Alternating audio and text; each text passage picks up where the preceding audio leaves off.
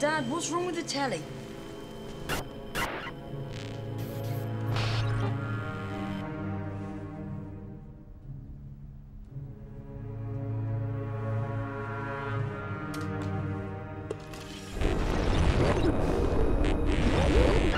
Good evening, London. Allow me first to apologize for this. The emergency channel! I do, like many of you, appreciate the comforts of the everyday routine, the security of the familiar, the tranquility of repetition. Bloody hell. I enjoy them as much as any bloke. But in the spirit of commemoration, Who's that, Mum? whereby those important events of the past, usually associated with someone's death or the end of some awful bloody struggle, are celebrated with a nice holiday, I thought we could mark this November the 5th, a day that is sadly no longer remembered, by taking some time out of our daily lives to sit down and have a little chat. There are, of course, those who do not want us to speak. Let me think, just let me think. I suspect even now, orders are being shouted into telephones, and men with guns will soon be on their way. It's Chancellor Sutler. Damn it! Why? Because while the truncheon may be used in lieu of conversation, words will always retain their power. Words offer the means to meaning, and for those who will listen, the enunciation of truth. And the truth is, there is something terribly wrong with this country, isn't there? You designed it, sir. You wanted it foolproof. You told me every television in London. Cruelty and injustice, intolerance and oppression.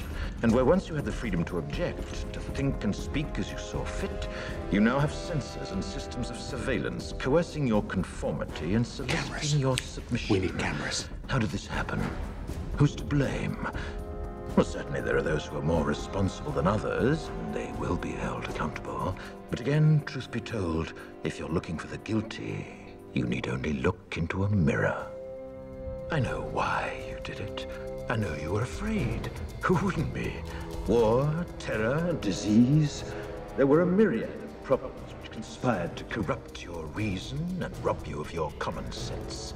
Fear got the best of you, and in your panic you turned to the now High Chancellor Adam Sutler. He promised you order, he promised you peace, and all he demanded in return was your silent, obedient consent. Inspector, you're almost through. Last night, I sought to end that silence.